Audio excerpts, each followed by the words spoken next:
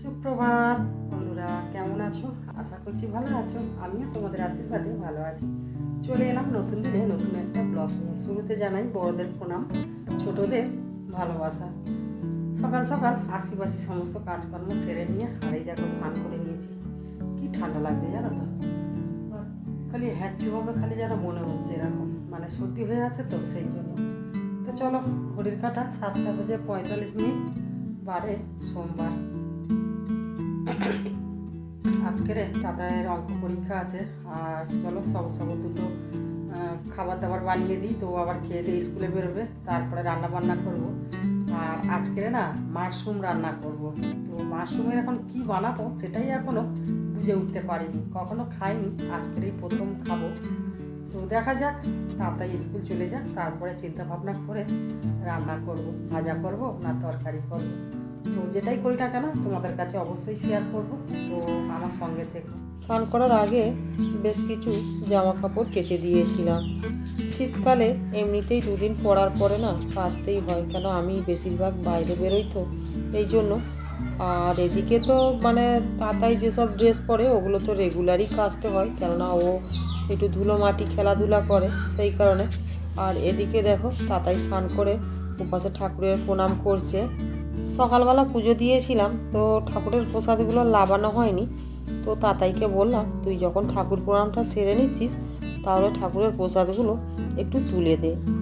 এই জন্য মানে ঘরের ভিতরে ঠাকুরের প্রসাদগুলো লাভিয়ে নিয়েছে, আর এই যে বাইরে তুলসী মঞ্চতেও মানে হরি ঠাকুরকে খেতে দিই, তো বাইরেরও প্রসাদগুলো তুলে নিয়ে চলে এলো। আমি রোজ ঠাকুরের খেতে দিই, আর ঠিক 15 মিনিট পরে ঠাকুরের প্রসাদগুলো আবার আমি তুলে নিই। সাবধানে যাবি, হ্যাঁ এসো। সাবধানে রোড পেরিয়ে সাবধানে যাবি, বাদিক চেপে। তাতাই এই প্রথমবার স্কুলে সাইকেল নিয়ে গেছে। ওকে কখনো মানে সাইকেল দিই না স্কুলে যাওয়ার জন্য, কেননা বাস রাস্তা দিয়ে যেতে হয় তো সেই জন্য। তো ওই যে ওর বন্ধু সাইকেল নিয়ে যাচ্ছে, এবারে বায়না শুরু করেছে, বাধ্য ওকে সাইকেলটা আজকের জন্য দিলাম। তারপরে দেখো বন্ধুরা, এই যে রান্নাঘরে মাশরুমগুলো ছাড়িয়ে নিয়েছি, নিয়ে আর ধুয়ে একটু নুন হলুদ মাখিয়ে দিচ্ছি। তো ভাবছিলাম মাশরুমের তরকারি করব, তারপরে ভাবলাম যে না, প্রথম যেহেতু খাবো তো তো আগে ভাজা করে খেয়ে দেখি মাশরুমটা কেমন লাগে, তারপরে অন্য আরেকদিন কিনে নিয়ে এসে তখন তরকারি করে খাওয়া যাবে। খড়ের ছাতু আমি অনেকবার খেয়েছি, কিন্তু মাশরুম আমি কোনোদিন খাইনি, এই প্রথম খাবো। তো দেখো বন্ধুরা, মাশরুমটা নিচড়িয়ে ভাজা করতে দিয়েছি, তো কত জল বেরিয়েছে দেখেছো, যেন স্পঞ্জের মতো ধুয়েছি, অনেক জল জমে গিয়েছিল। তারপর আবার নুন হলুদ দিয়েছিলাম, তো দিয়ে নিচড়ে নিয়ে আর এই যে আলু দিয়ে ভাজা করছি। তো শুধু ভাজা করলে নাকি খুব একটা ভালো লাগে না, এই জন্য সরু সরু করে আলু কেটে আলুর সাথে ভাজা ভাজা করে নিচ্ছি। মাশরুম ভাজাটা লাভিয়ে আর এই যে ডালটা ছাঁতল দেবো। তো ডালটা আমার আগে সিদ্ধ হয়েছিল, তো সেটা তোমাদের আর দেখানো হয়নি। তো এই যে পেঁয়াজ পাঁচফোড়ন লঙ্কা দিয়েছি, দিয়ে ভালো করে নেড়ে চেড়ে নিয়ে আর এই যে ডালটা ঢেলে দিচ্ছি। আজকে রান্না করছি ডাল, মাশরুম আলু ভাজা আর রুই মাছের কালিয়া বানাবো। তো ডালটা ফুটে গেলে লাভিয়ে নেব। তারপর তো ডালটা ফুটে যেতে লাভিয়ে নিয়েছি, নিয়ে আর রুই মাছের কালিয়া বানাচ্ছি। তো কালিয়া বানাতে গেলে অনেক সময় টক দই লাগে, তো আমি কিন্তু গ্রাম্য পদ্ধতিতে তো কালিয়া বানাচ্ছি। তো দেখো মাছটা না আগের দিনের ফ্রিজে রাখা ছিল, তো সেটাই বার করে একটু কালিয়া মতো করে নিচ্ছি।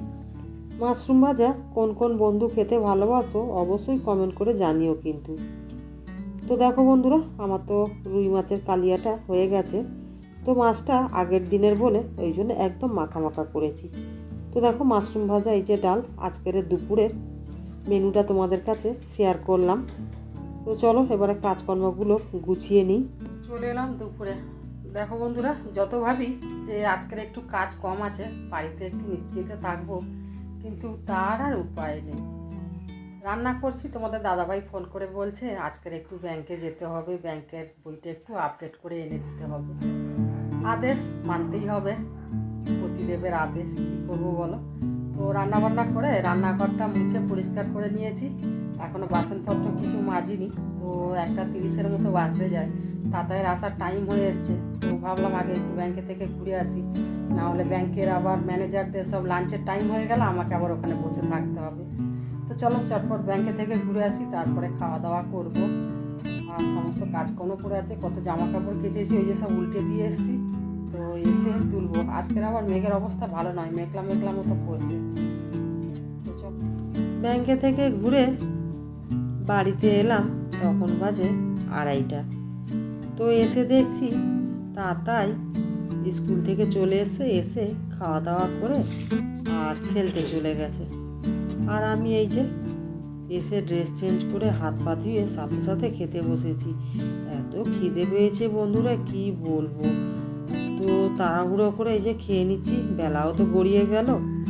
তারপরে খাওয়া দাওয়া করে বাসনপত্র গুছিয়ে কলপারে বার করে দিলাম, দিয়ে আর জামা কাপড়গুলো সব তুলে নিয়ে চলে এলাম। তো এখন কিন্তু বিকেল হয়ে গেছে। তো দেখো জামা কাপড়গুলো খুব একটা শুকনো হয়নি, সব ভিজে। তারপরে জামা কাপড়গুলো গুছিয়ে বাসনপত্র মেজে ঘর দুয়ার ঝাঁটিয়ে বিকেলের কাজকর্ম সেরে একটু রাস্তায় হাঁটছিলাম। হঠাৎ রাম তুলসীর গাছটা চোখে পড়ে গেল। তো দেখো বন্ধুরা, এই রাম তুলসীর গাছটা না খুব উপকারী, জানো তো। এই পাতা আমার 2 ছেলেকে না ছোটোবেলায় প্রচুর পরিমাণে খাইয়েছি ডাবর হানি মধু দিয়ে। তো এখনও অনেক বাচ্চাদের খাওয়ানো হয়। তো এই গাছটা সব জায়গায় কিন্তু দেখা যায় না। আমি হঠাৎ দেখে না অবাক হয়ে গেলাম যে গাছটা এখনও দেখা যাচ্ছে। তো অনেক দিন আগে দেখেছিলাম। তো এর দানাগুলো দেখছো একদম তুলসী গাছের মতো, আর এর সেন্টটাও কিন্তু দুর্দান্ত। তো কোন কোন বন্ধু এই রাম তুলসীর গাছের নাম শুনেছো বা দেখেছো, অবশ্যই আমাকে কমেন্ট করে কিন্তু জানিও, ঠিক আছে। ভিডিওটা আজ এই পর্যন্তই থাক, দেখা হবে আবার একটা নতুন ভিডিওতে।